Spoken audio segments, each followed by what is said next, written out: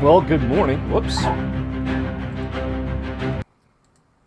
Sorry about that, guys. I don't know what's going on with my mouse, but hey, that's credits so nice. We liked to try and play them twice. Good morning and roll tide, sports fans.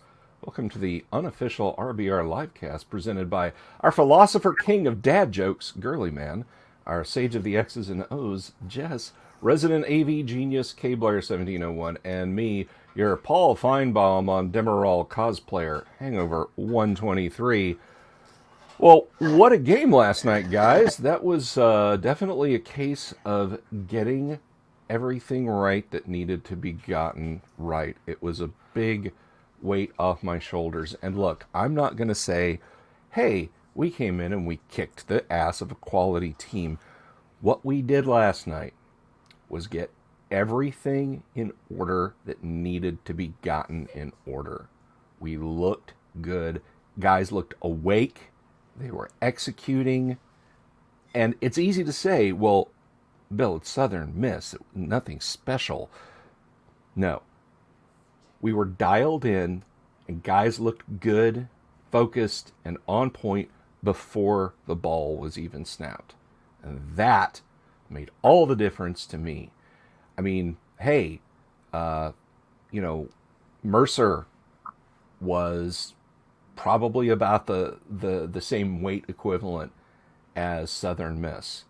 And the differences between the Mercer game and the Southern Miss game last night were night and day. I saw a team that was awake and focused and absolutely dialed in. So, very much thank you to the team for getting it together. It was a much more enjoyable experience last night. Our joke banner isn't working properly, but we do have part of it. We had a banner planned for here, but Jamison Williams caught it and ran it back for a touchdown. And boy, wasn't that glorious. And we didn't have anybody quit mid-game and walk out either. Yeah, that was... we'll talk about that in a little bit. So I've run my trap for long enough. KB, what do you got? I slept very well last night. That was much better than the week before. It was good to see the defense have some success defending the option. There were a couple of times where I think HT squared or whatever we're going to call him missed his assignment, but otherwise it seemed to be quite good. Special teams was lights out. Will Reichert was perfect once again, so that's always good.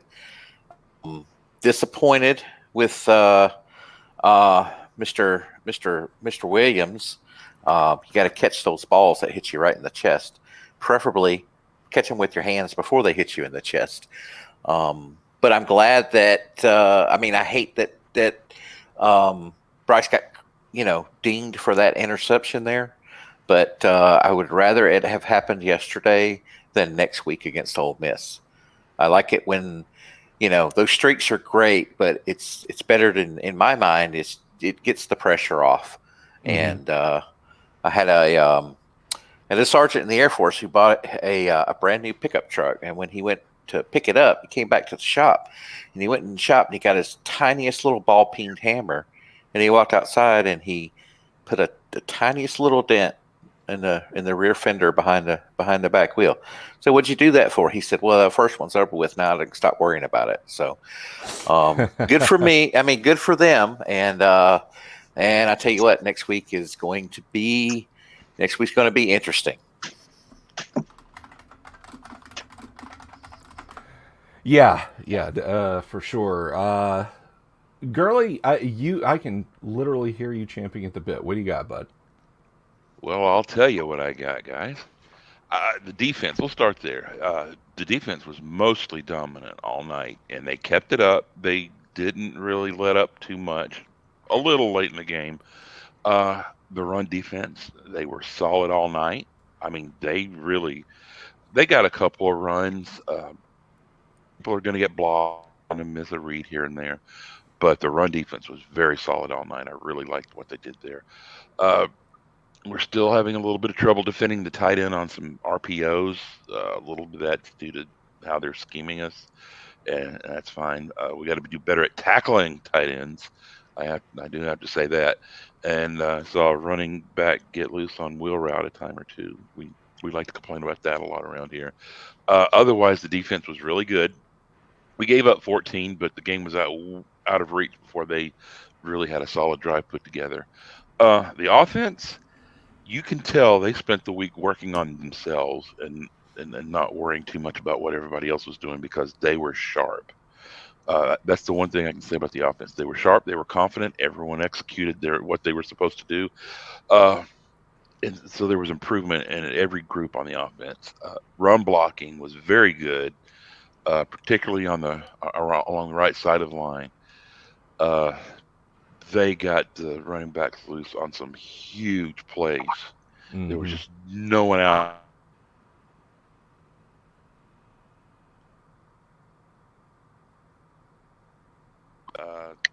They're still having some breakdowns on the right side of the line. So, good job, right side of the line. Get better, right side of the line. Yeah. A little bit of both. The receivers look like a completely different set of guys out there. They have dramatically improved first game of the season. They were not just getting open, but they were getting behind the defense, and they were wide open. They were mostly catching everything thrown to them. They just sharper altogether. And I'll tell you what, I really, really like the performance of Roydell Williams and Chase McClellan last night. The young bucks are showing up, and I like what I see. And special teams, oh yeah, I like to see what I saw out there last night. 2 touchdowns and 1 called back on a penalty. And Yeah. I can live with that. Yeah. Very nice. Yeah. Oh yeah. Very All right. Well, this is the one I've really been waiting for. Jessica D. Morand, hit us. What'd you All like? right. I mean, honestly, what I saw from the game plan was mostly simple. It was underneath stuff for the passing game because we didn't respect their front seven. We didn't respect their Rikers because we played outside zone all day for McClellan and Rodell. It was simple. It was fun. It was executed well. There are a few things that you'd want to work on. Maybe Williams focusing maybe a little bit more on the ball and the interception. That's definitely on him a lot more than it is Young. But those are little things that you can easily coach out, and they don't glare to you, right? Because we're talking about like your sun reflecting in the mirror rather than the sun being your face the entire time, the entire second half last week, and that to me is very encouraging in that respect. Defense looked very solid again. They played pretty basic base stuff. They didn't expect anything explosive aside from Grayson, who I thought looked pretty solid for a Southern Miss, but that was about it. Um, and that's a key thing too, right? At this level, as long as you're getting fundamentals, and as you get into bigger matchups, you're going to have to start devising schemes. I have no doubt that this coaching staff can do that. But the basics were there.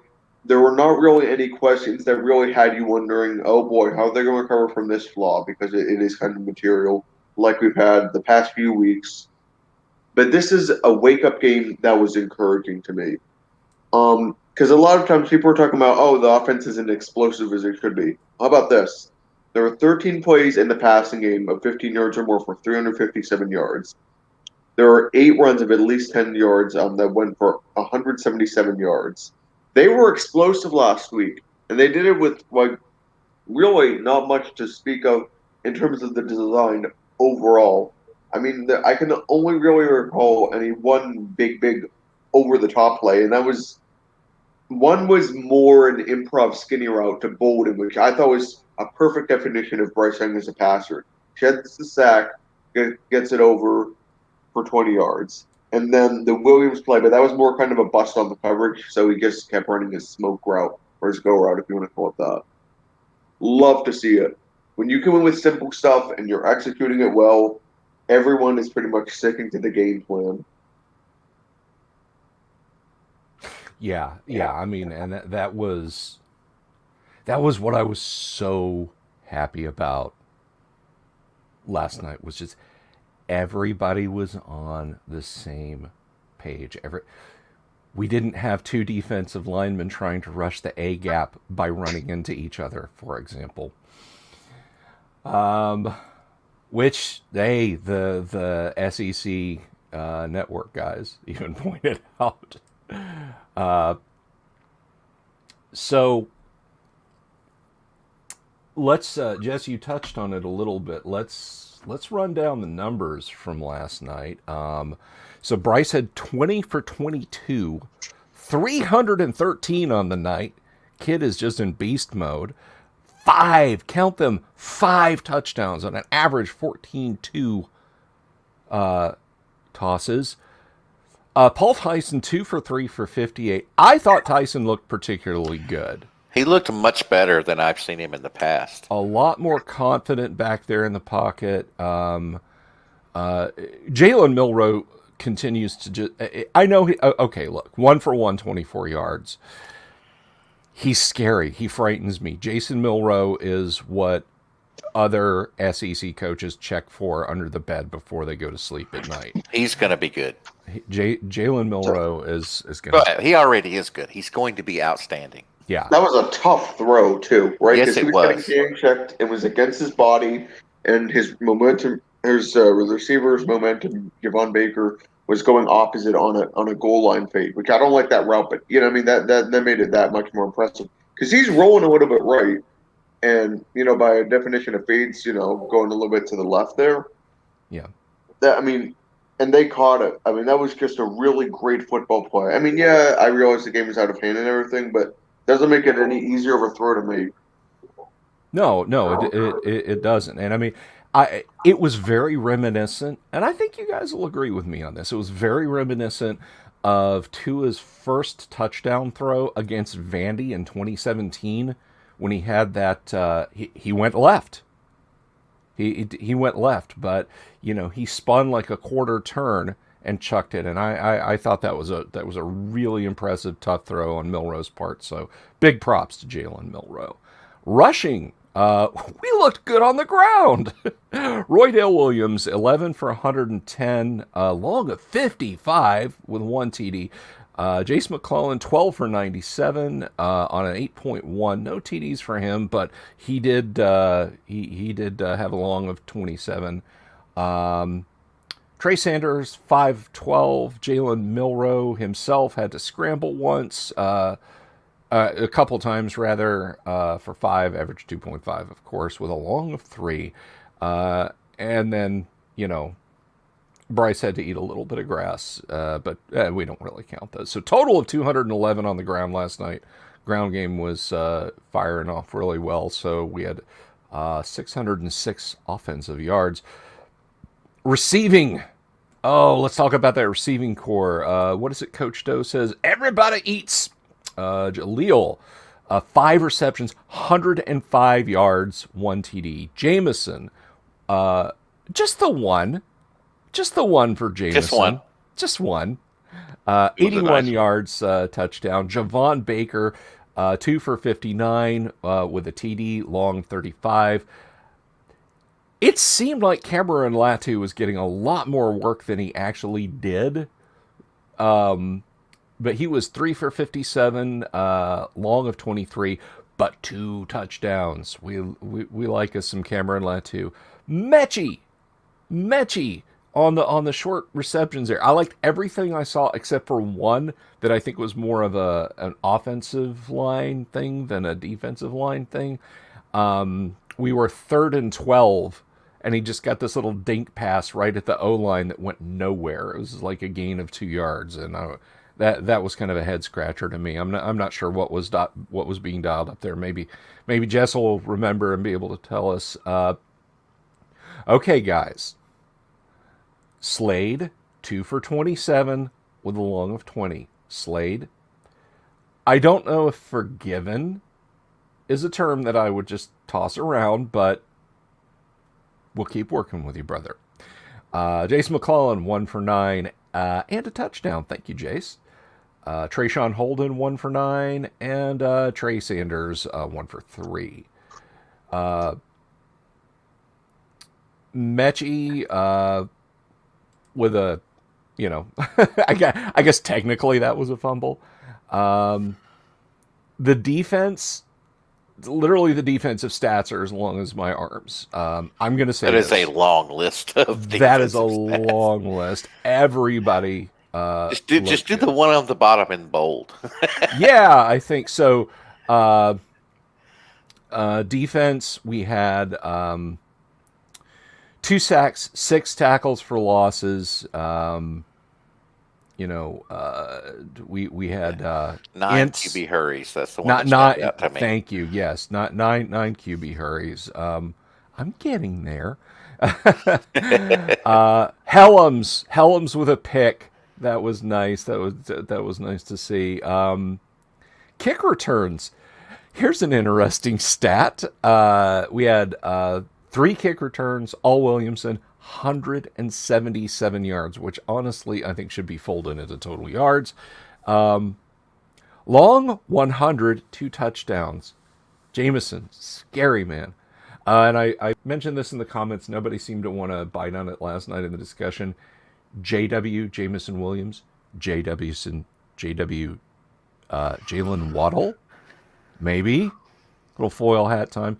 JoJo Earl, like -2 yards on a punt return. Reichert, of course, perfect. Kicked his leg off, 9 of 9. And then let's see, Burnip had to come out a couple of times. We love you, Jimmy. So 78 yards, average 39, long of 40. And that's pretty much the tale of the numbers. So let's talk high tide, low tide, and elephant stomp then. KB, what do you got, man? So I thought high tide was the first play of the game. Right. And maybe that was and then when he ran the second one back, I'm like, that's it right there, elephant stomp. So the high tide. So the high tide was just. I want to give the defense my high tide, not any specific play, just overall good execution. Executing their assignments, doing what they want to do. Low tide was Mr. Williams, because he's got 2 spots in my list, right? He's got the elephant stomp and he's got the low tide for not catching that ball. Yeah. And so that's what I got. Fair enough. Jess, high tide, low tide, elephant stomp.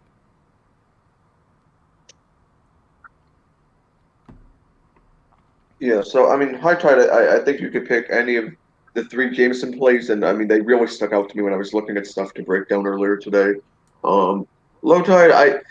I think it's odd, right? But the Helms pick was actually not that good of awareness. It was on 4th and 1. It was a really nice play, but you need to let that drop because you were draped about 8 yards back. By catching that, you're setting your team up for worse field position. It is a really minor thing, but it's something he will get coached on, I'm pretty sure. I mean, you want to be able to make the play, but you want to be able to help your team too. Elephant stomp to me has to be the Milrow touchdown pass. That to me was the exclamation point on top of it all.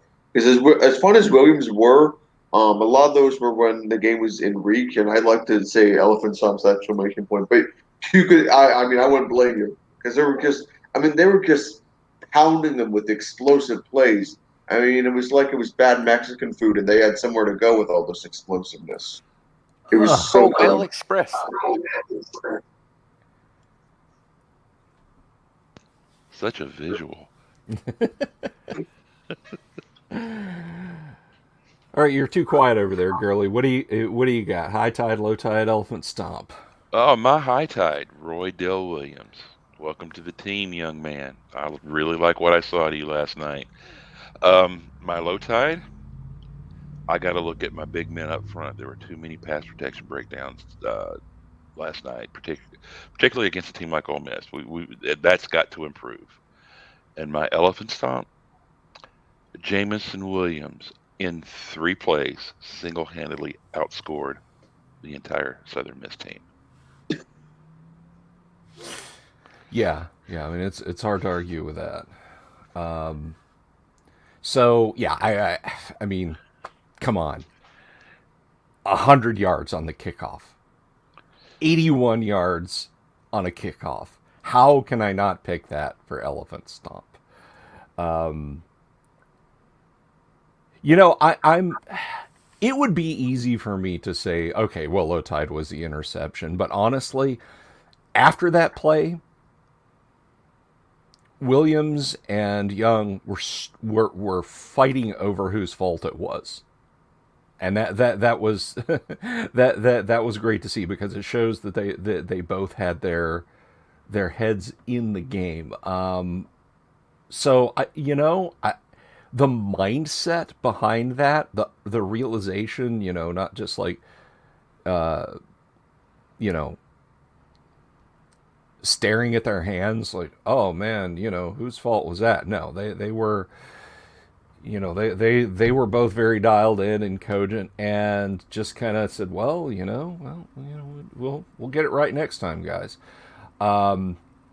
So I'm gonna align myself with Jess on low tide. I think that's probably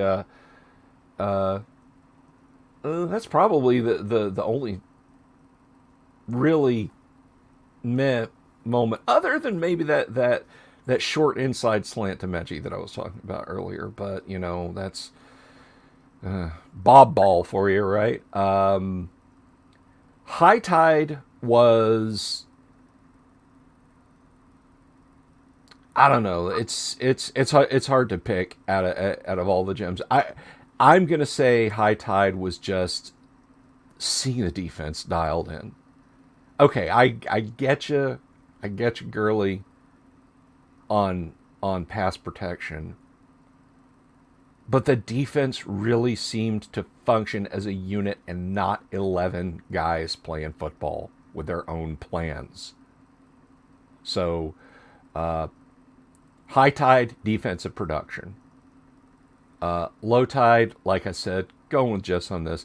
An Elephant Stomp. How can you not pick two run backs on two kickoffs?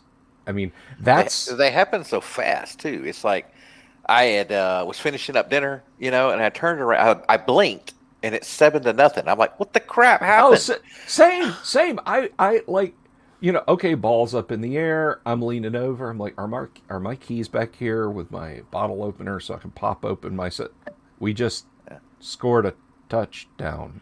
Well, kickoffs are usually like, oh, okay, I got half a second here. Let me run to the kitchen and grab a beer. No, now I got to watch kickoffs all the time too. Yeah. So, which is a great problem to have. I'm just saying. The trials and tribulations of being a Bama fan. Hashtag Bama problems. Seriously. Hashtag Bama problems. The last time I saw a guy play like that on special teams was the last game I actually saw in person. Chris against Virginia Tech. Remember, he ran back a punt and a kickoff for touchdown that game. And I thought, wow, we got a special teams player. And then we didn't see him the rest of the year, really. But, yeah, this guy's like Christian Williams in that game, but with some speed. I mean, you notice he gets behind a guy, and, he just takes off. Yeah, that boy's fast. That boy's fast. That boy fast. Oh, yeah. 23 miles an hour in football pads. Crap. Yeah. Oh, I haven't seen that. And so he ran back 100. So he ran that 100-yard kickoff back in 14 seconds. But he ran more than 100 yards because he had some left to right movement there. I don't know what his 100-yard dash speed is, but it's probably, SEC track speed. Yeah, it would garner him a ticket if he went top speed on foot through a school zone. Yes, definitely. Think about that. If he got pinged with a cop radar, he would get cited for a ticket. That sounds like something that SEC Shorts would do. Okay, yeah, please do not give anyone ideas. We're going to show up to Auburn end of the year, and they're going to have speed bumps in the middle of the field. Yeah, call their defensive lineman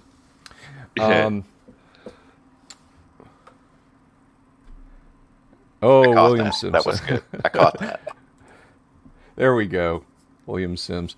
Although I do have to give mad props our audience member William Sims who brought the Top Gear meme. Oh no. Anyway, so yeah, I wanna circle back around to that Ohio State. That one of the great things about our sport is overnight, like in the course of a day, memes are born, and maybe they die. But I mean, there's going to be some classics like, we received an email from Miami stating that they had an offensive schema, but frankly, we've seen no evidence of that. Things like that are going to stick with us forever, and I think. Foxtrot Uniform Charlie Charlie Ohio State is going to be with us for a long, long time. Let me see, coming out Krieger. So who else wants to quit that one Ohio school and be a cheating Bammer? Yeah, no, that young, again, we'll touch on that later. That young man can go do something else. I can't think of any team that wants or needs that kind of attitude. But again, we'll kind of come back around to that.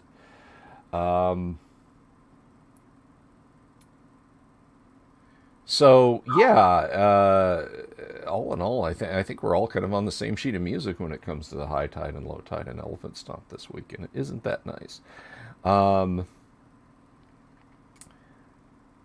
So it's kind of halftime in the show where we're talking about taking a trivia question today. And what we're going to do with trivia time is I'm going to throw out a question for our audience, for you guys listening. Now, here's the thing with the audience trivia question. Your no prize is we will give you a shout out. Whoever gets it right will get a shout out at the beginning of the show. And we'll mention at the end of this show if somebody gets it during the audience or during the live time. We'll let you know at the end of the show. But then the shout out at the beginning of next week's show will be for our trivia winner. And we're going to keep it nice and simple for halftime trivia time, guys. So the question that I'm going to throw out to our audience, again, it's a simple one. It's a softball. I understand. It's like breakfast time. You guys are getting ready for church or staring at that overgrown lawn or just thinking about going back to the couch and putting on some NFL games or whatever you're doing. I get it. We don't want to bust your brains just yet. We'll get into the really, really hard stuff. We'll have Jess come up with some trivia questions for us. But so the easiest question in the world. This is less of a stretch of your trivia knowledge and more of a who are the fake Alabama fans. So this week's trivia question is, how did Coach Paul Bear Bryant get his iconic nickname? First comment in the chats, or in the live chat, gets it. And if we don't get an answer there, but over the week somebody puts it in the comment section, the first person to put it in the comment gets it. So, y'all should get this. I'm sorry? I'm saying y'all should get this one. Come yeah, on. it's an easy one. Yeah. We're not allowed to answer, right? No, Right. no, we can't TJ answer. We can got put it it. in the private Yeah. chat, I guess. They're not going to see that. So. Wrestling a bear at a county fair. So yes, TJ got this week's trivia halftime. So TJ will get the shout out next week, and we'll come up with a serious grown up trivia question. Because it's going to be a tougher game. But I have a few facts about Bear Bryant and about the Golden Eagle. So here's a few things that are interesting. They have a few bits that are you wouldn't expect. So so Bear's last game in Tuscaloosa, he always called the Mississippi Southern. His final game in Tuscaloosa was against Southern Mississippi, and 1982, November 13th. Mm-hmm. Alabama hadn't lost in Tuscaloosa since 1963, and Southern Miss won that.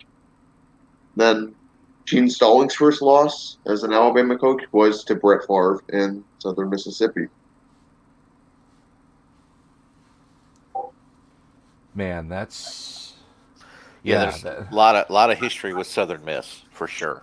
I like what Brett Favre said though, because he played in the 1990 game, but initially in 1987 he said he wanted to play the game against the Tide, but he saw Derek Thomas. He changed his mind about wanting to play. So Oh, another piece of that. You don't want to play them in a year that ends in 0 because they oh, they beat us in both in what 1990 and 2000. oh yeah, that 2001. Oh jeez, That was that was. you guys keep going on about the early 2000s in Alabama football, but to the best of my recollection, we weren't playing football then. I don't know what not this as we this know it now. No. They were playing 2000 some kind of oblong sport where there was one parts of the field were forbidden entrance, and I don't know. Weird. yeah. Oof. The early 2000s, and I go back to this, but I love this little story. I remember watching in 2007 watching Alabama with my old man, and saying, so who's coaching at Alabama these days, Pop? And he's like, and he just kind of said, Riley, the former head coach of LSU. And I said, huh, I guess we'll see if this guy sticks around. I mean, oh my gosh. So, yeah, early 2000s, fallow years. And there were certainly plenty of grass on the field because Alabama was not walking on it. But anyway, good times lay ahead of us, and we are lucky to be living in them. Now is one of my favorite segments here. This is Jess's No Kisses, No Hugs department, where we're going to get into some X's and O's. So what do you got for us today, Jess? So a lot of y'all were talking about the 100-yard return yard touchdown. I'm like, this is going to be a fun one. So we're not going to really have a whole lot of technical terms today because it's a return. But this one really stuck out to me. So okay, so I want to note immediately when he gets to about the 30-yard line. So we're going to start. Obviously, it's a normal return, takes it up about 10, 15 yards. So notice that he is already facing to his left because he notices that there's like a double set block in the middle of the field. So that basically means 2 blocks. And he notices that Drew Sanders, number 20, has a really, really good advantage point and has the leverage on the guy that he's blocking. So he goes that way, and it just creates a massive Grand Canyon-sized hole. So after that, you probably recall that he knocked down number 23. That's D. Baker, a true freshman running back. Just knocked him senseless. It was crazy. And that was one of 3 body shifts that he made on that return. And I only noticed one on the other return, so that's why I went to focus on this one. It was incredible. And a little bit of credit to Southern Miss on this one. The final guy he beat, and the fifth person he made miss, but the third juke move he made was on Briggs Bourgeois, who's their punter. Now, I also want to shout out King Mahida on this particular play. If you notice, once Jamison Williams goes past the Southern Mississippi 45-yard line, King Mahida, number 30, is right there, and he's setting up to be kind of almost like a security guard across the path. So if somebody tries to block him and go into him from the right side, he has to go past Makita first. He's admittedly quite a bigger, thicker frame than Jamison Williams, but it was really smart play to ensure that not only would the running lane be accessible to Williams, but only to Williams.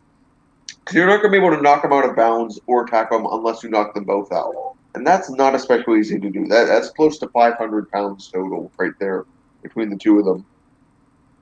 I thought that was a really good play. The second one I wanted to note, though, really quick, on the second one. So there's a guy named Tyreek Moody, number 13 for Southern Miss, on the touchdown, excuse me. So this guy, once Williams beats him by like 5-7 yards from after the depth of the target, this guy just gives up. He completely lets up on the play, and he just stops. He's like a car with immediate brakes because he saw a car crash. You can't do that. You have to light up yourself the entire way through.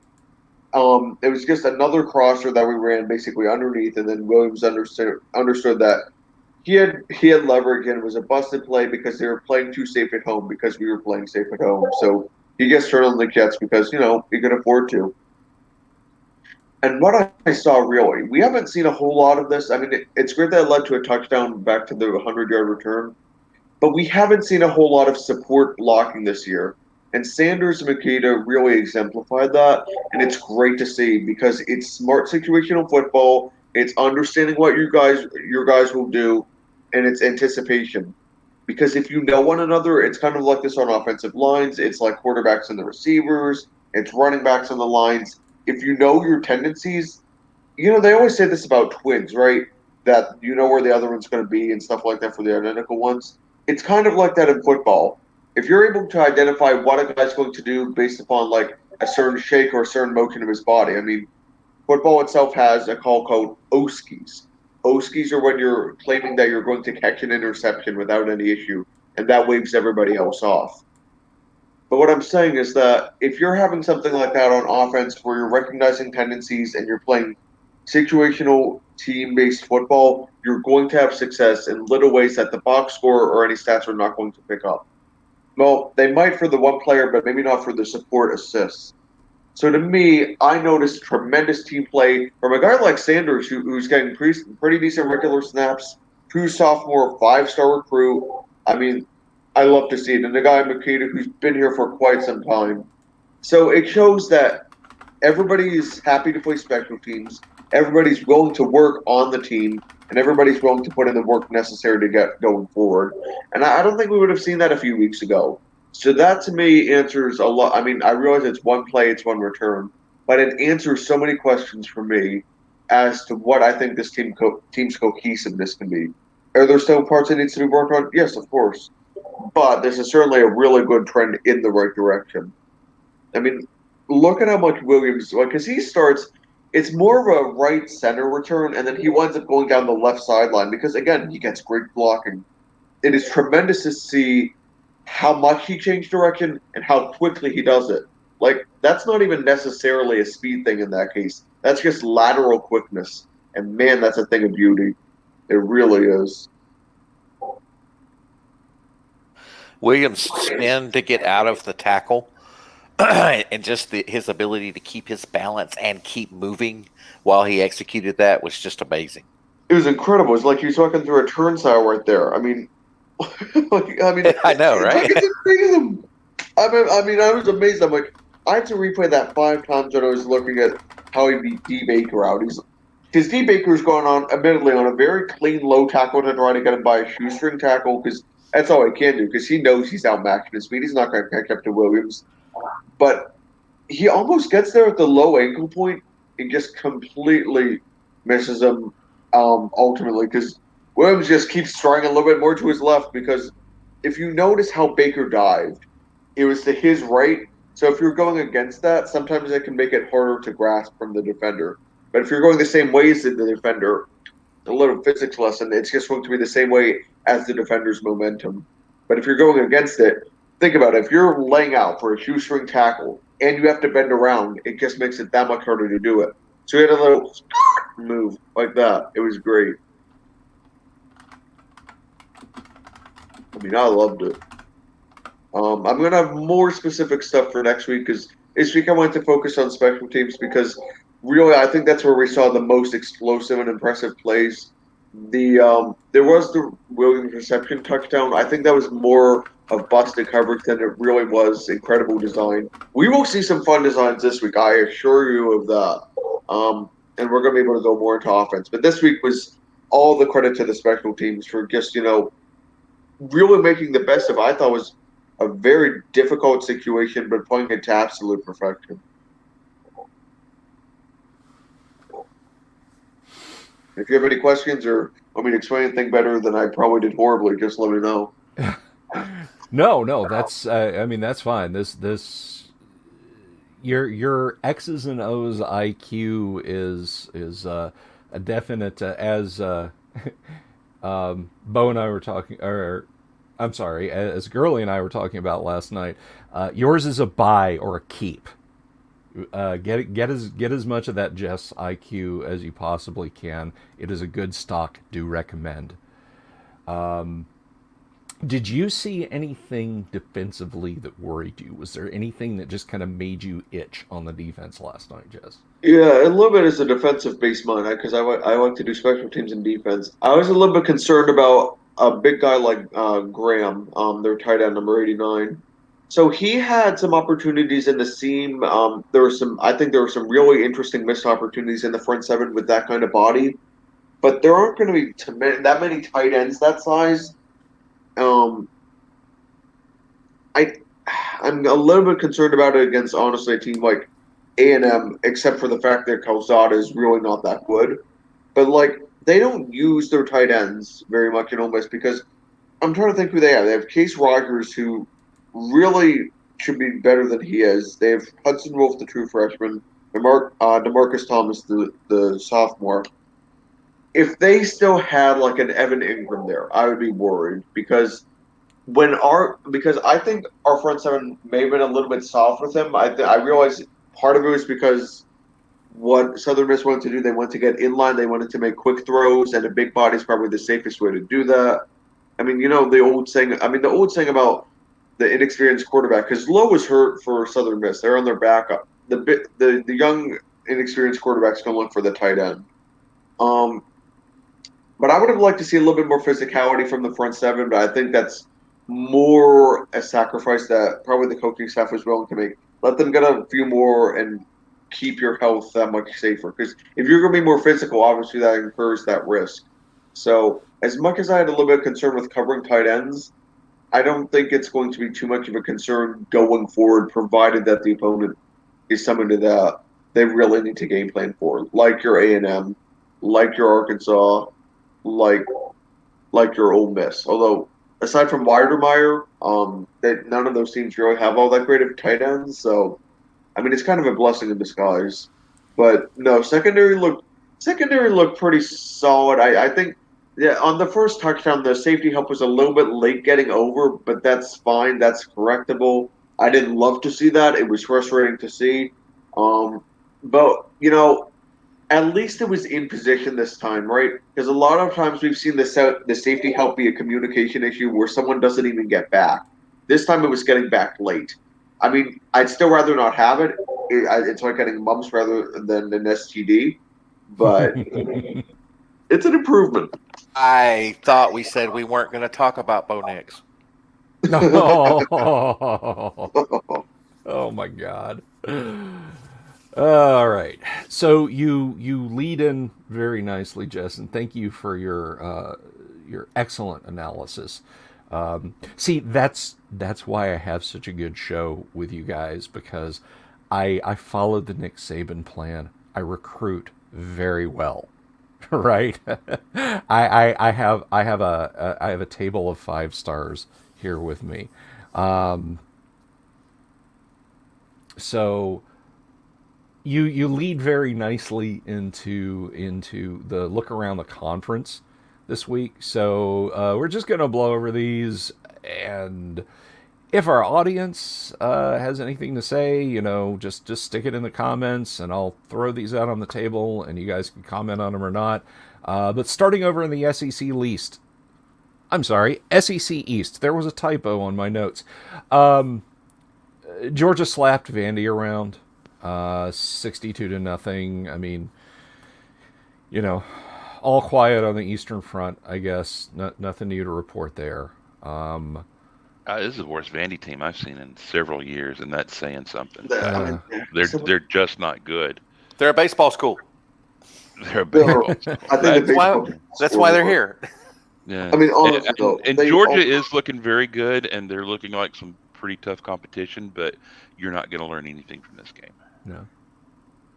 I'm sorry, Jess, you had something on that one. Oh, yeah. So Vanderbilt lost 62-0, right? They had only 77 total yards. So they almost got outgained in yards to Georgia points. Like, that is the second largest victory in an SEC game.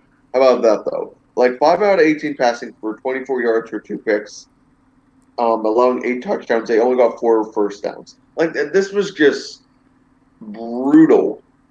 I mean, they should be thankful they got brains and they got the baseball program because, They're probably wishing they had Derek Mason back. yeah.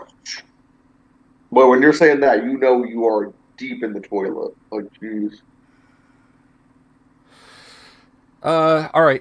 So we had Kentucky, South Carolina, 16-10. Speaking of baseball, it's like an intramural softball score there. Yeah, Kentucky, South Carolina.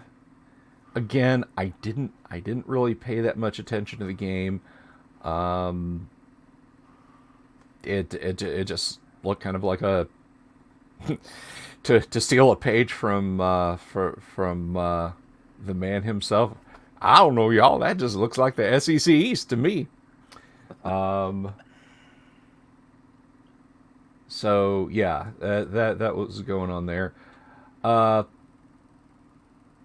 Gators. All right. This was a struggle win for the Gators, okay? I'm sorry, Marlon. I apologize for biting on your style twice in like almost the same breath. This game was not 38-14. All right. The Gators just didn't look that good. And it makes me wonder, like, where were these guys last week? I mean, did the Gators just kind of spend all their money against us? Do you expect anything else than an emotional letdown after, you're playing the number one team, and you really want to beat them? You only lost by 6 the last. You're going to get up for that game, and unless you're a very, very disciplined team, I mean, extremely disciplined, there's going to be a little bit of a letdown. Sure. Tennessee's not quite at that caliber, thankfully. So my notes on this are Florida is still pretty good this year, in case you didn't realize that. Yeah. But I mean, the first half, I was kind of rubbing my chin, at halftime. I'm like, it's. No, I can't. I can't. No. We're. You can say it. You guys in the audience can say it. But no, I think first of all, we're going to see Florida again in December. Just mark it down. Unless the wheels come off in this difficult stretch we're playing Florida again in December, and we've got to keep an eye on them. So Florida, Tennessee. Florida might have been a little bit tired because they played 60 minutes of football last Saturday. Correct. But yeah, no, it was not the dominating win I thought it was going to be. T-Vol fans, I'm not saying you guys are back, okay? You'll never be back. Moving along. Mizzou lost to Boston College, which I haven't thought about Boston College for 30-something years. So. Yeah, that was a winnable game that Mizzou just lost. They should have won. They could have won that game. So yeah. and can I just go on record saying I hate the overtime rules? I just hate them. Yeah, and unfortunately, college football OT rules have infected the NFL. It used to be like, yay, I get like another 30 minutes of football, and now it's like you're doing that weird.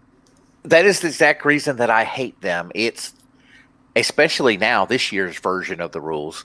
It's almost like you're playing a completely different game once you get into overtime. And it's like, guys, can't we just... Yeah, exactly. Can't we just put 7.5 minutes on the clock and continue to play the game we've been playing? Yeah, but, that'd be nice. But hey, whatever. Hey, my question to you guys about this is, who's the number 13 team in the league now? Is it South Carolina or is it Missouri? Vandy's definitely number 14. But who's number 13? Okay. Well, at least we got that settled. I didn't think there was anything to settle there personally. I'll take the spot. I'm ranked 13 in the country now.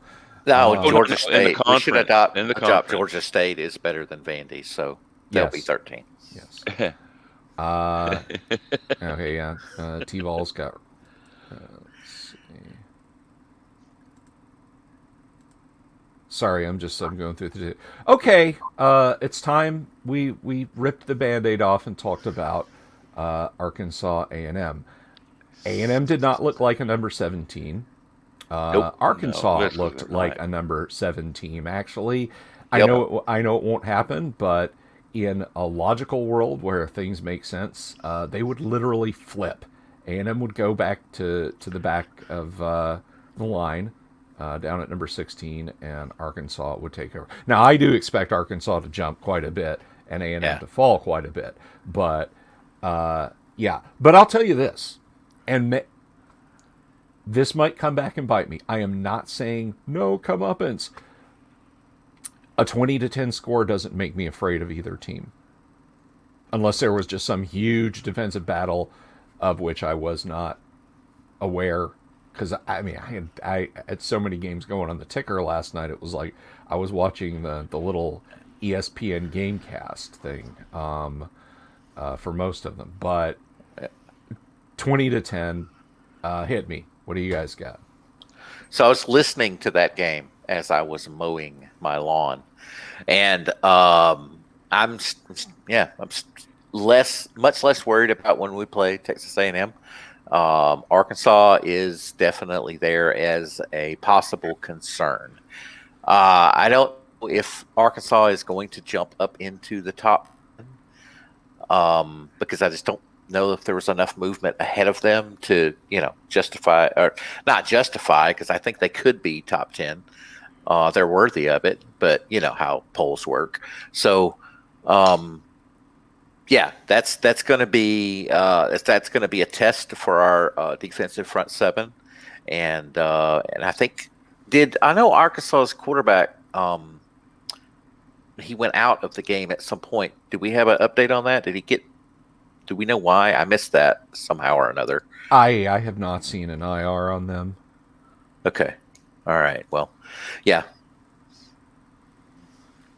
I'll tell you this: we're about to learn a lot more about Arkansas next week because Yeah, they've got Georgia, and that's going to be a good game. Yeah, that's my appetizer next week. I can't wait. Yeah. Yeah, so he returned in the fourth quarter. Yep, he was good. Yep. Did he? He's good. Okay. Yeah, he had a knee injury, but oh man. I mean, Pig and Bulldog, and then us against the Rebel. Right? That is a wonderful way to start. Yeah. your Next appetizer. weekend is shaping up to be really nice. All right. So You slid LS into a trash can. No, Arkansas, not Tennessee. Arkansas. Oh, wait. LSU Mississippi State 28-25. It's a snoozer. Slap fight. Yeah. Literally a couple of now LSU. I'm sorry, Tigers fans, if you're listening to this. LSU is not as good as their record. I mean, CMU. You lost to UCLA, guys. All right, you lost to UCLA, which was made all the sweeter by Shrek going out there and shooting his mouth off to a UCLA fan. I need to correct you. They didn't lose to UCLA. They got beat Okay, by UCLA. they got Yeah. beat Yes, they by did. UCLA. They got And- hammered.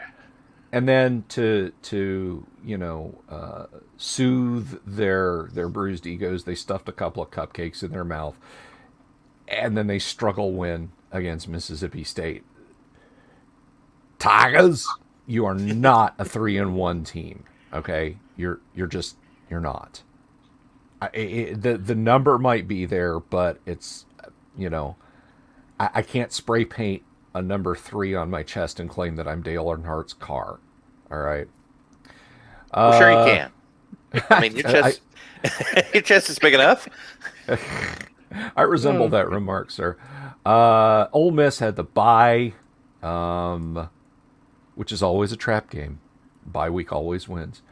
Undefeated. Undefeated.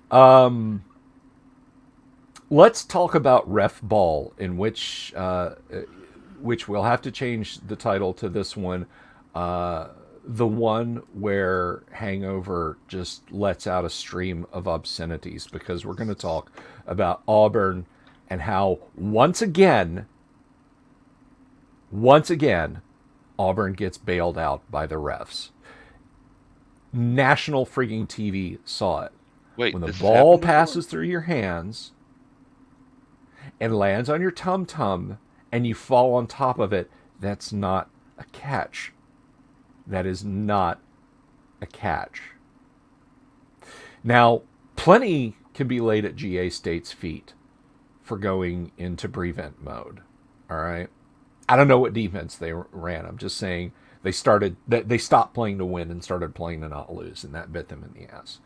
And they would have not lost had it not been for that call. Had it not Final been for score that of that game should be Georgia State 24, Auburn 19, refs 15.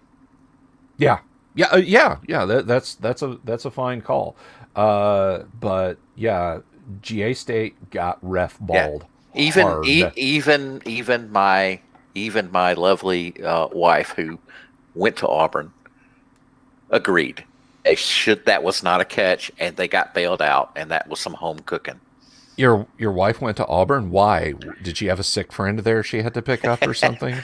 Okay, all right. I see where you're going. I'm not Did biting. she leave her cell phone on campus for some reason? I don't. Why would you? Anyway. Oh no. Anyway. So we've already talked about the Aggies and of course the Bulldogs. And that I think brings us up to speed on the SEC. Now, looking at the top 25, of course, we've had the ticker going. It's been okay. Is it just me? As we go into the top 25 discussion, I'll just throw this out on the table, and you guys can just kick this around as you want. Is it just me, or has it been kind of a weird season for the top 25? Has there been a little chaos the last couple of weeks, guys? I think there has. There's been lots of chaos every week this week. I mean, we got a lot this week. So 6 ranked teams lost this Saturday. That's 25 through the first 4 weeks, and that is the most in the AP poll era since 1936. Definitely checks out. Yeah, that is okay. So it wasn't just me. Good, it wasn't just me. I mean, you look at the ticker down there. The one that stands out to me is, of course, Clemson, NC State. Sorry. I was out on the town last night, and someone told me that they lost to the Wolfpack. I'm like, no way, you're pulling my leg, right? Like, yeah, they did. I watched the last couple of minutes and then the overtime of that game, and it was just like, yeah, okay. That is how, I mean, okay, Clemson is obviously not the team that they have been the past few years. The question is going to be, can they survive a down year and then get back to the way that they were? That's really tough. I watched the NFL story on Nick about Nick Saban yesterday, because for some reason I hadn't seen it. And one of the things Ms. Terry said was that, once you get there, once you get the program to the top, staying there is a whole lot tougher than getting there. And that's where I think Nick Saban is probably not valued enough. It's the sustainability of this past 12 years has just been insane. And, is Clemson going to regress to their norm of an 8-4 team, or will they bounce back? So I think it's a down year for them, but they're like they're middle of their conference right now. NC State's leading their division. So Clemson has a real chance of not even making the championship game. And they may lose to Wake Forest as well. So, yeah. And they may lose to Boston College in Louisville too. It's true. They are not the team they were, and there are some teams that are better than they are normally. they may be in trouble this year.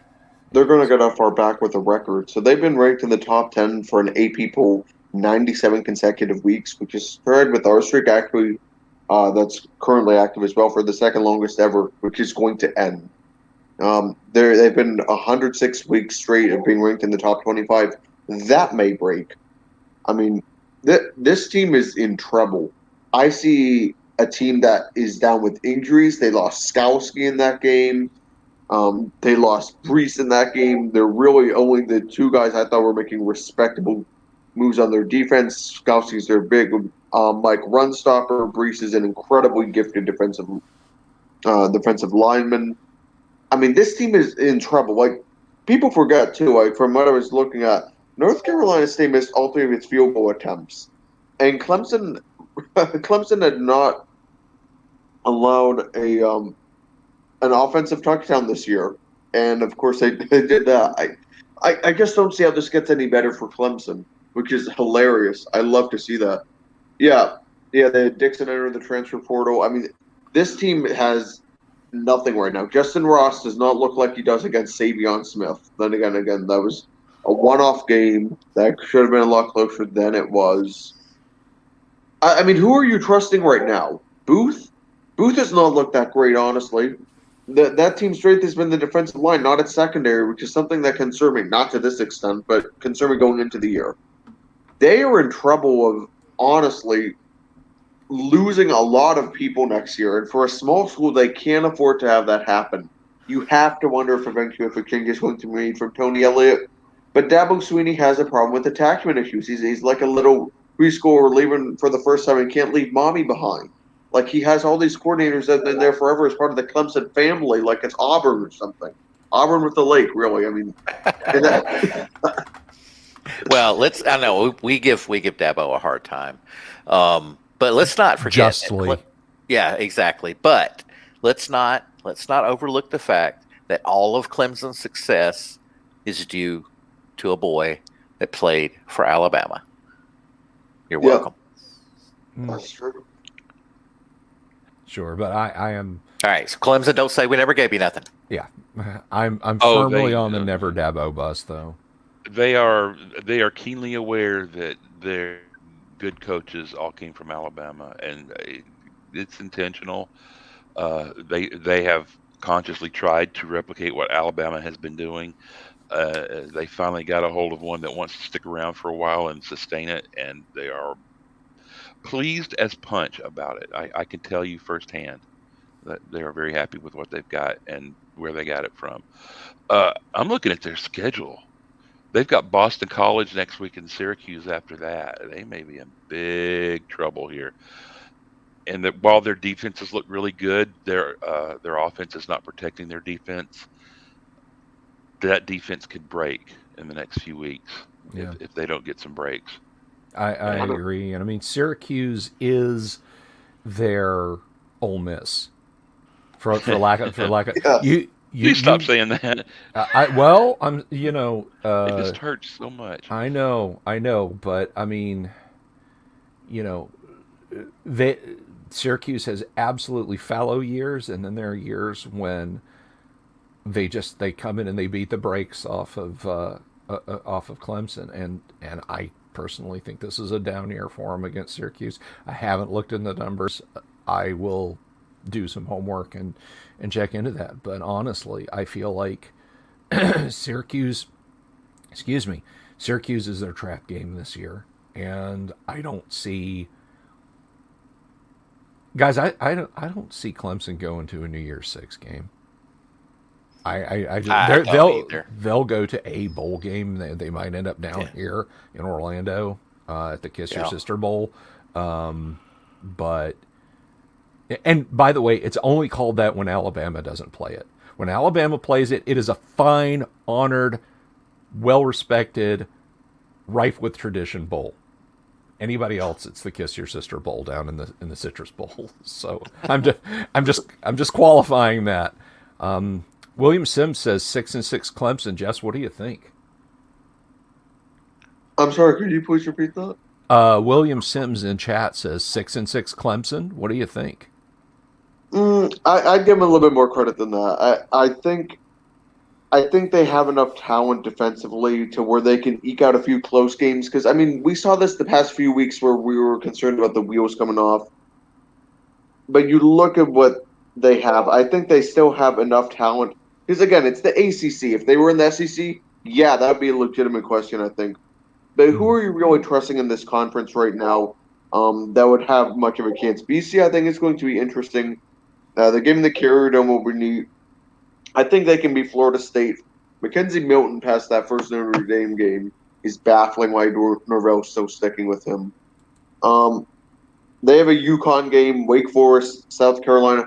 They'll probably finish a little bit better than that. I don't think much better. I think you could see maybe. I think you could see maybe like a 7-5. You could see something like that. I mean, you could see like maybe an 8-4, but it wouldn't be a pretty 8-4. It'd be like maybe a near the bottom of the top 25, if that at all. I think that's my question. Are they going to be ranked by the end of the year? And honestly, I'm going to say maybe yes, but closer to 25 than to 15. The other game that stuck out in my mind was the Notre Dame Wisconsin, where Brian Kelly found out that he should have been playing his third string quarterback the entire time. And also, Brian Kelly is now the winningest coach at Notre Dame and has yet to win a national championship. So, overrated? Yes, Notre Dame is overrated, but they did beat Wisconsin pretty handily. I was listening to to that game initially when I was doing the yard work yesterday, and when they started to run away with it, I switched over. But yeah, that was pretty interesting. But nothing good comes from a Notre Dame win. Yeah. William Sims there with an interesting fact. Also, interesting stat about Brian Kelly. He currently, of active coaches in, now I'm just going with 1A FBS, it has the highest body count. Yes, he does. And I don't say that with a grin on my face or an ironic joke. That's how I feel. Hashtag how I feel about Brian Kelly. So, I don't think we can get out of the top 25 without talking about the Buckeyes this week for one reason. We have seen in the last few years, coaches get Gatorade showers for winning a game and then promptly losing the game. We have seen shoes get thrown 25 damn yards down the field and cost a team a game. Yesterday, we saw a Buckeye player toss his gear into the crowd and stomp off the field and then cuss out his team on Twitter. There's entering the transfer portal, and then there's entering the transfer portal at light speed, like you just hit the hyperdrive. Although, honestly, that young man, I don't know that anyone would want to touch him. That it might speak for a toxic environment at Ohio, but from what I'm reading, looking at Ohio State message boards and so on, he's the toxic one there. So, addition by subtraction, maybe. Yeah, Opens up a scholarship spot. Yeah. It really does. And I mean, in a fit of pique, throw your scholarship away. Like you throw your gear away. I mean, you guys remember the Miami game. Nick Saban had one of his star players stand next to him. And you could tell there were times when Nick was saying, that could have been you. This is what you have to do to get on the field. Those were Nick's words. Yes, this is what you have to do to get on the field. I mean, it's a world of different mindset and environment. So is the shine wearing off of the Ryan Day? I mean, is he losing his urban magic? Exit left as right. Yeah, I think so.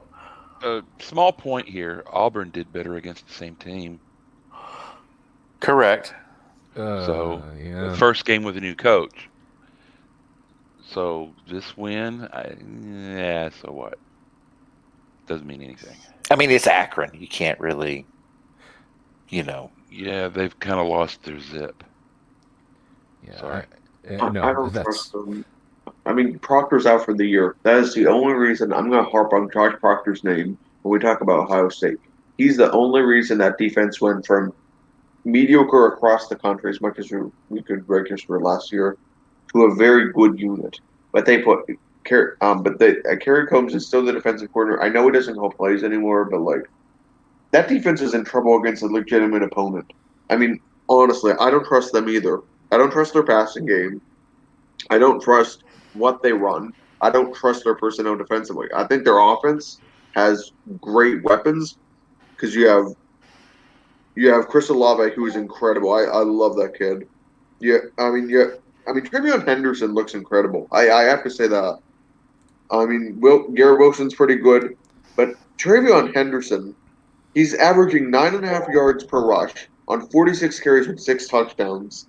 Include receiving stats, he's at 10.7 yards per touch with 7 touchdowns. This kid is a superstar. It's a shame he doesn't have a really good passer to go with it, but I'm not going to be shedding any tears for the Buckeyes, honestly. I'm trying to look at their schedule right now, too, to see what might give them trouble. It's not going to be Rutgers. It's not going to be Maryland. It's not going to be the Hoosiers. Penn State, Ohio State, October 30th. That, I think, should be interesting, for sure. I could see that going either which way, but I think one team will slip up at the end. Does Harbaugh finally get his win over Ohio State this year? Man, maybe. I think it's their best chance that they've had in years, but betting on khakis just feels dirty to me. Yeah, I agree with that. Yeah, Michigan beat Rutgers by a touchdown. Michigan State had to go to overtime to beat Nebraska. Come on, guys. How about Nebraska? They didn't give up any second half first downs, including the overtime, but they still lost. That is a new way to lose. Are you kidding me? It's a new way to lose. Wow. Yeah, true. And then Michigan and Michigan State are ranked right there together, 19 and 20. So that's gonna be interesting.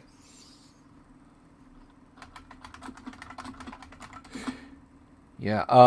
One that I wanted to mention, just because I'm now kind of addicted to watching them, just because of that cinematic win that Fresno pulled off, is I've been kind of keeping an eye on Fresno. I don't know that they'll jump up into the low teens or anything, or high, I guess, depending on. I don't know that they'll get close to the top 10. But it's been a damn bit of fun watching Fresno. Adopt a team, right? Yeah. Fresno may be my adopted team this year. I mean, my permanent adopted team is one that probably most of our audience hasn't heard of, and it's the UAPB Golden Lions who lost. But like, you got to dig deep into ESPN to know anything about the Golden Lions. But they are running into the meat grinder that is Arkansas here in a couple of weeks, and that will actually be on. I think, Jess, did you say it was on ESPN Plus? I'm pretty sure it will be, because ESPN Plus is honestly a good deal. I get it with the Disney Plus package, and I wind up spending less money on that than I would for just ESPN by itself, and I got more content. Good pricing model. Let me look a little bit more into this, see if I can't find anything about the station. I'd be surprised if it wasn't on ESPN Plus, though, because they put pretty much every game on that. So, as long as time-wise, it's not going to screw with watching an Alabama game. I think myself and my other local UAPB fan, he and I will probably pick up ESPN Plus and just sit over at his place and watch that one. If it is, Russ, in advance, buddy, I'm sorry. I mean, it's on the 23rd. I'm gonna guess that might be a noon kickoff, and then because it's Tennessee, it's third Saturday. That probably will be a CBS game or later. So my guess is Oh, it won't conflict. okay. Yeah. Well, we shall see. We shall see. Um, but any other top 25? Anything caught anybody's I interest? have a okay. So I spent last week in Memphis working, and one of the guys that I was working with is from Knoxville, a huge Fall fan, and we got to talking to him, and he's a nice guy. So he was, talking about the team, and he was talking about how disappointed they were in Jerry Pruitt, and I made the mention that their biggest mistake was that they hired Fat Phil Fulmer as their athletic director, and he's like, "Oh no, Phil's a great guy. I've sat on his porch and had coffee with him," and I just looked at him and said, "Were there donuts?"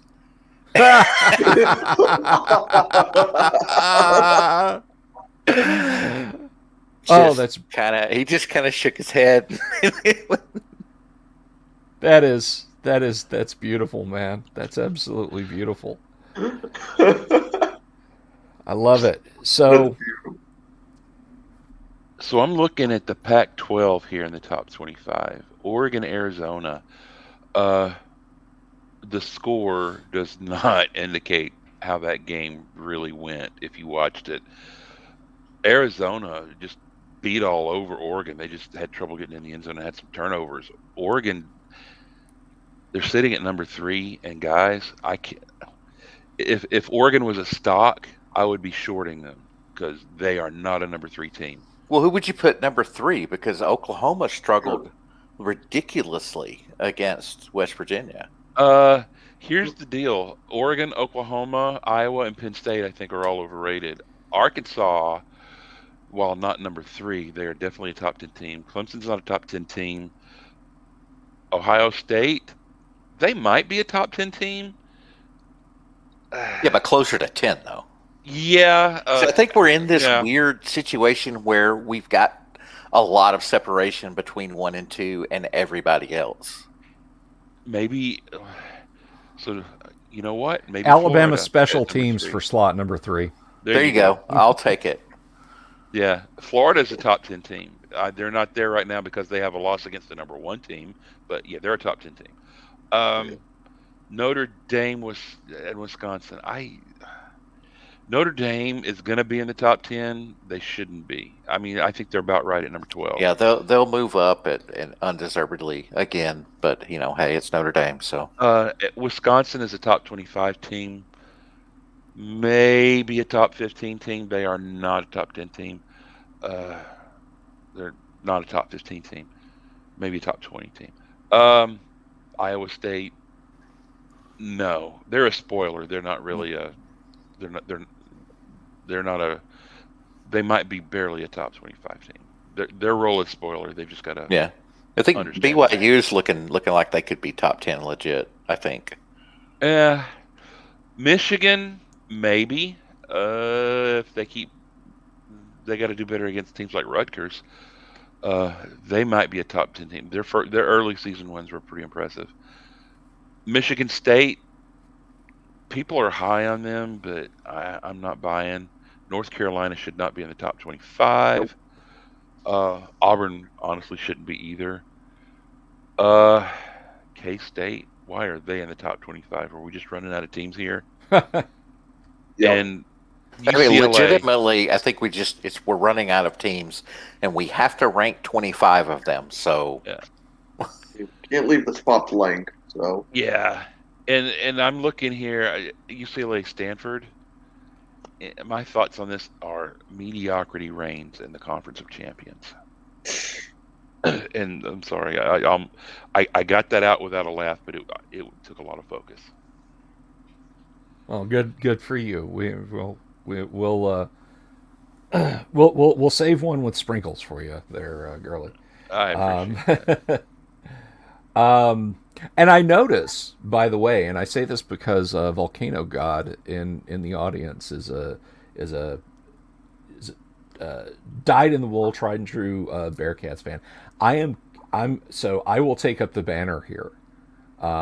Cincy is perfect exactly where they're at. They're not overrated. They're not underrated. They're definitely better than Clemson, Ohio State, Notre Dame. Are they better than Ole Miss? We're going to find out next week. But Cincy is perfect. Hold. Cincy's a hold. So there you go, Volcano God. Give you a few seconds of screen time, buddy. Do not sell Cincy, but don't buy just yet. Just hold on to what you got in Cincy stock, and we're gonna see in a week or two where Cincy's at. That's gonna be fun. Yeah, I would just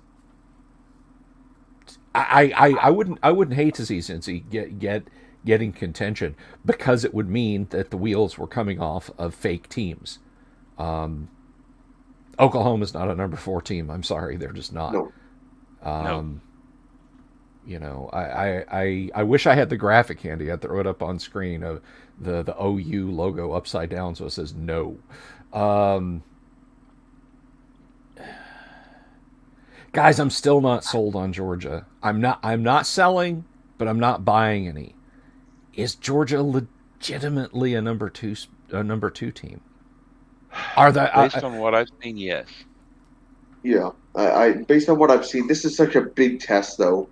I want to see what they do against Arkansas. I really do, because I don't think they've really been tested. I think they looked the part, and yeah, Clemson was up there, but Clemson is not who we thought they were to begin the year at all. So I don't put as much stock into that as much as I thought I would. This game, I think, is going to matter more about how I view Georgia than the Clemson game. Who would have guessed that at the start of the year, that the Arkansas game is going to matter more than the Clemson game? But that's where I am right now. that's right. where we all are.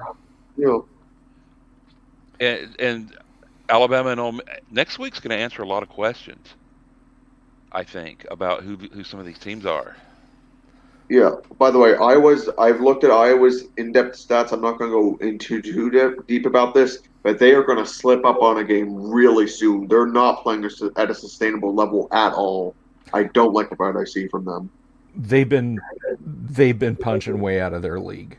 Yep. They have. Iowa love a scrappy underdog, but you guys are you walked into the wrong bar.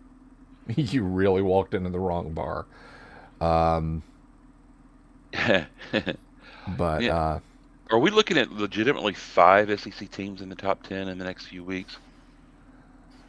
Alabama, Georgia, Florida, Ole Miss, Arkansas. Could be.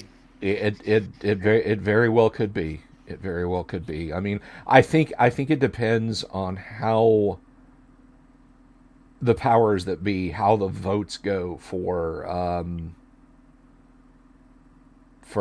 lot of teams this week. You know, was that a struggle win for Florida? How is that going to be weighed? So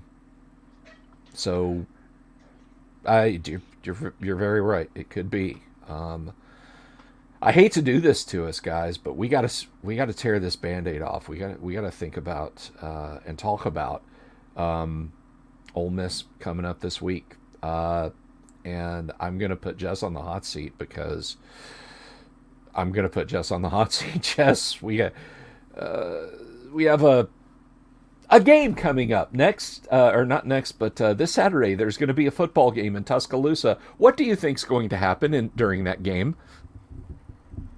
I think we're gonna see Ole Miss jump out to a pretty quick lead. I think it's going to concern a lot of people very fast. It's not going to concern me too much, but I think it's a game that we should be able to handle. I don't think they have enough defensive talent in their front seven. I think we're going to start off very simple, and if the game gets even down by a score, you're going to start to see some stuff with off motion. You're going to start to see some double move angles. You're going to see Williams do more than just run go routes.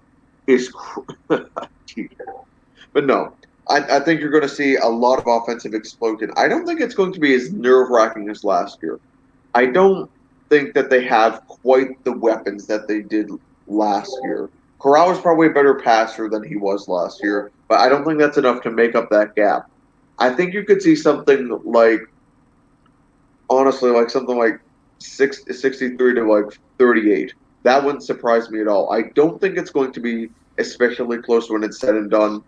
But the way it will start early, people will wonder, um, has Lane Kiffin cracked Nick Saban? The answer is going to be no. Like, I mean, a little dent in the armor does not mean the armor is falling apart. It just means there's a small dent because Kiffin's been around so much. Kiffin has been very clever with what he runs, but the thing is, because of the number of players, the type of players that you have, they are relatively limited in what they can run, and I think that's the advantage. So I've been harping on this the past few weeks that when you have teams that are going to have similar outputs, it comes down to schemes. It comes down more to team skill.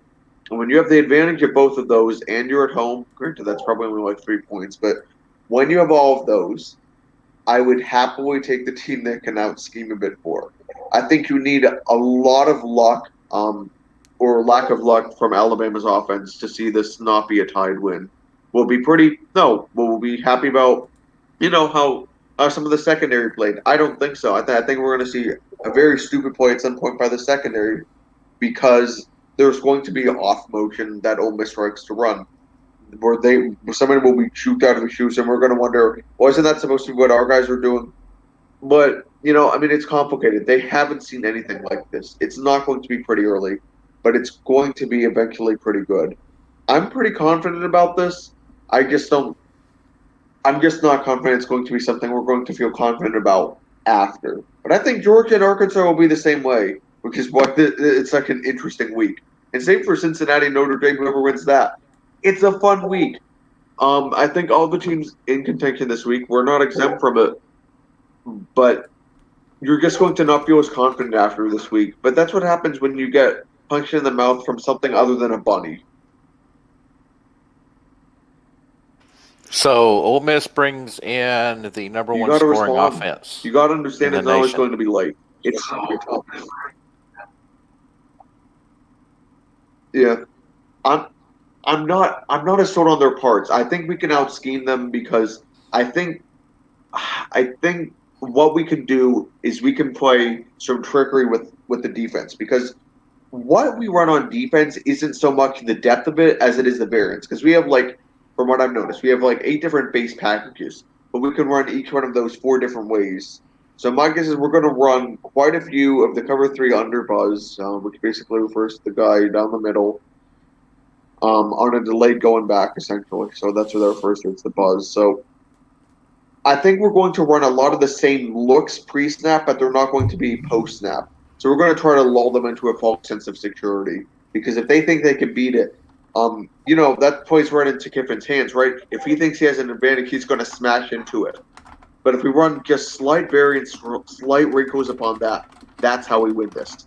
Beat him at his own game with a little bit of defensive trickery.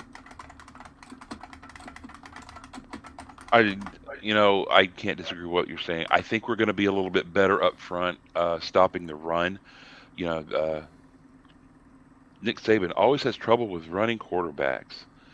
That old thing, which is not really true. It's quarterbacks that can run and can throw dimes down the field. I think our run fits are going to be better. I think we're going to be a lot less confused than we have been than we were against this team last year. So I think the defense is going to be better. We're going to get off the field a little bit more on third down, and I think offensively they're going to probably run the goal here is complement the defense, keep Ole Miss's offense off the field. I think we're going to go a lot heavier on the run. We have an advantage up front. I think we're going to take advantage of that, and we've got some young guys that can tote the rock. And we saw that last night. We're going to see a lot more of that this week, I think, and we're going to have a lot more throws to tight ends, and I think we're going to eat up a lot of clock and sustain some long drives against these guys. That's going to keep their offense off the field and keep them from getting into sync a bit, and this is going to be a more comfortable win than last year. I think everybody's scared about this game, but we're going to be better. This team's going to be a lot more ready. I got to agree with TJ. Everybody likes the trope, Nick Saban has problems with running quarterbacks, but that can throw dimes, like you said, but so does everybody else.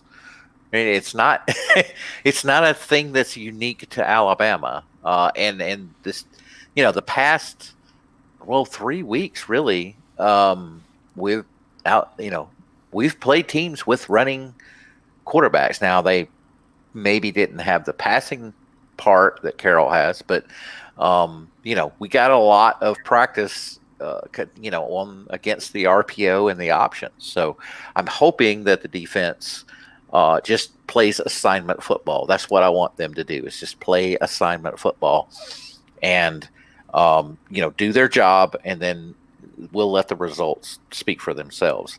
I'm fairly confident that we're going to pull out the victory. I think that it will be more comfortable than it was last year. I just don't know how long it's going to take us to get to the point to where that's evident. And I know Jess said that expect Ole Miss to pull out to get a lead early. I kind of don't want that to happen, because we got a streak going for not having trailed in a game that spans 3 years at this point, I guess it is. When was the last time Alabama was behind in points on the scoreboard? I forget how many quarters it is, but it was 58. That's the most since 1950. Yeah. So 58 quarters of football without having trailed. Was it Ole Miss last year? Yeah, may have been. Yeah. So, which is why everybody's so nervous about this game. Yeah. So, okay. So that's what I got. Georgia 2020. Georgia 2020, we jumped out. Then we were Great behind value. That's it. Georgia. Great value. Lane Kiffin came out and skunked us for a little bit. We were still trailing, but we, Will Reichert nailed that 52-yarder. And we went in. I mean, I think Nick Saban probably went in the happiest coach to ever be behind in the second or at the halftime ever in history, because we were amped. We were ready to come out and finish what we had started with that field goal. That's what I'm seeing coming up this week. Guys, I'm reminded of a great story from the Bear Bryant era when it was third Saturday in October. Bama went in at the half, down 14 to Tennessee. Very subdued mood in the locker room. Coach is the last one to come in. Bam, door flies open. In walks Bear Bryant, and he's singing, "What a friend we have in Jesus," and trying to get guys in the team to sing along with him, and they're like fully expecting the guy to drop on him like a ton of bricks for how they've been playing. And they were just as confused as anybody could be. And he said, "Boys, we got them right where we want them. You men just go out there and you keep playing like you're playing. Stick to your assignments. Just keep playing football exactly like you're playing. We've got them where we want them." And they won. They came out in the second half and they kicked some ass, and they beat the garbage man convention quite handily. And I think, honestly, that's kind of where we're at right now, and where we're going to be against Ole Miss next week. We may go in at the half behind, but if we play to the level we played last night, there's no reason this can't be Georgia 2020 again. And that's my gut feeling on it. That is how I feel about the game. I don't have the X's and O's stock that Jessica does. I don't, I don't, can't really point to a single stat or number that makes me feel that. I just have a gut feeling that that's how this game's going to go down. And that's what Hangover 123 says. Like it. I got a brief correction. So It was actually 53 quarters of play, and as I said, longest since 1950. The record, in case we want to try to break that, it is 73 quarters by Michigan from 1946 to 1948. And the last time we were trailing, as mentioned, was the Georgia game just before that massive kick pattern to a Jalen Waddle. Remember that? That was so much fun. Like I haven't been that excited about a regular season individual play in a long time. But I'm like that opened everything. We're gonna win this so bad because I remember we were trying to throw outside the numbers and Kirby was taking it away actually pretty effectively. Webb was doing a decent job in dime and everything. Aziz Ojolari had the big sack and everything like that. But like, man, I got a good feeling though. I feel much more confident about this team this week. Yeah, where there were some little things that were concerns, but again, like I said previously, little things. Maybe that's how we got to take this, step It by feels step, play by play. feels like the team is starting to gel, which I mean, it's 4 weeks in. They should be starting to gel, but I don't think they still have potential to be better, which is always a good thing. You want to continue that until the end of the season, and you want them to peak in the championship game. That's Coach Saban's perfect scenario: is continue to improve until the very end. So we'll get a good test next week and see exactly, are we actually improving or was it the opponents we were playing? Yeah, have you all ever seen those pyramid charts in the Alabama locker room? Or they're triangles. I forget if they're triangles or pyramids, but they're three-point shapes. So what? And that's to your point exactly there, Gerber man. So what he'll do is there are different ranks on the tiers. So you try to climb up the pyramid, and by the time you get there to the top of the pyramid, that's when you need to be at your peak efficiency, and that's a system that they have internally within the locker room. A lot of people don't talk about, but it is part of the process, and it's really cool. So sometimes you'll see it in the playbook. Sometimes the cameras will inadvertently get a sign of it, but they're really neat motivator that works for the team. And each team gets placed in a different rung of the pyramid. So Well, guys, to flip it the other way, if the unthinkable happens, I'm not going to use the D word or the L word, but if the unthinkable happens, one, I think it's quality, not win. Two, with all of the chaos going on in the top 25, I don't think it's a death knell. I don't. So just a couple of data points, it would be a quality loss there. I'll say it, and it would not be a death knell. I don't want it to happen. Quite the contrary. I hope we go in and beat them 70-7. They just completely fall apart for some reason. But if the unthinkable does happen, I'm not gonna, rend my shirt and throw ashes on my head. That just my 2 cents. That's all I'm gonna say about the not winning factor.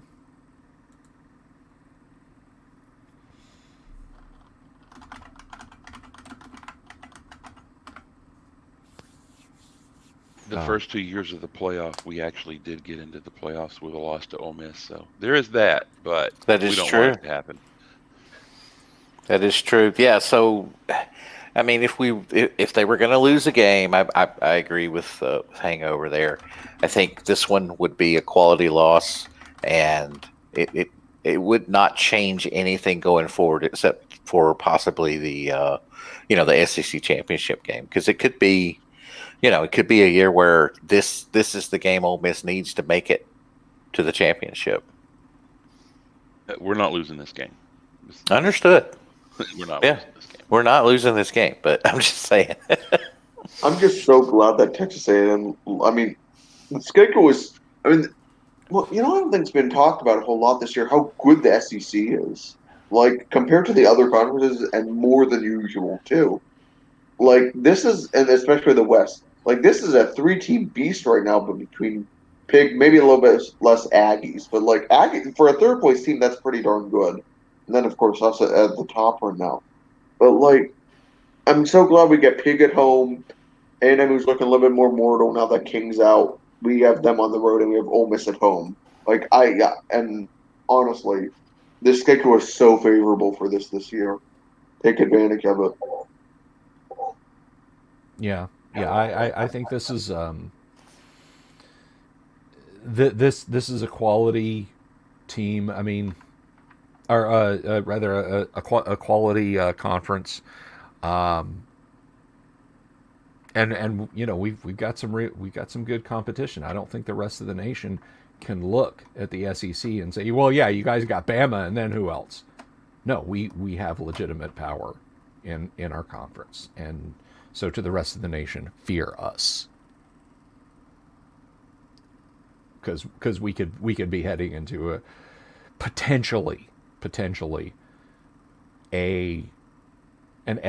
all SEC playoff. And wouldn't that be fun? Never happen. They won't. Yeah, they won't allow that to happen. The powers that be won't let it happen. But I mean, come on. How cool would that be? Everybody else staring hatefully at the playoff bracket as the SEC just cruises SEC in. Invitational. Yes. Y'all should come down and play in these games sometime. We have a lot of fun. SEC shorts. Oh yeah. SEC. And then they have like 4 people raise their hands, so they use the classroom setting, and they say ACC absent. Pac-12 absent. Where'd you all go? And like they're hanging outside the room, like that one King in the Hill shot, or like Bobby's hanging outside the school, like they're trying to get in. Oh yeah. He's holding the sign up, and the principal stomps out and says, that would be very embarrassing to those kids if any of them could read. If those kids could read that sign, they'd be very disappointed. Yeah. I have such a good idea. I'm gonna have to get that to Josh if it winds up happening. Oh Josh my Sneed, by the way, he's the guy with the kind of the mousy He's the SEC shorts hair. guy, right? Well, yeah, we know who Josh is. We know who. Oh, Josh yeah. is. But there's so many of them, and I mean that in a good way. There's so many good people who work on that. We need more crossover from It's a Southern Thing, though. Yes, definitely. Yeah, I need Mike out there bullying Sneed in an SEC Shorts video. Make that happen, Jess. Yeah, Are you calling for a merger here? He's a huge Tide guy too. So yeah. Love those guys. So in one of Jess's earlier dissertations this morning, she was talking about Oski, which I have a little experience with that when I played ball. I played with a guy who ended up going to Middle Tennessee State, and when we used the word Oski, that meant live ball on the ground, basically a fumble. And he kept all through preseason practice, he kept complaining about that. We'd run Oski drills, and he'd go. We go over to the water after breaks. We go over and get a drink. Man, I can't ever get this. I can't understand Oski. I keep going out there yelling, Oscar, Roscoe, and he never could get Oski. And he just we would wait, and we'd hear his voice during the game. He'd forget all the complicated stuff. No Oski. Ball! You hear him say ball? But of course, so did the other team. Oh my gosh! So that's my Oski story. Oh. He never could get it. Well, all right, guys. Next week's Ole Miss. We'll worry about what happens after the game. That just about does it for me today, guys. Anybody got any thoughts going away? Air Force One, go Falcons. Alabama 52, Ole Miss 31. They score late to make it look a little more respectable. I'll go with that. I like it. That's my hope.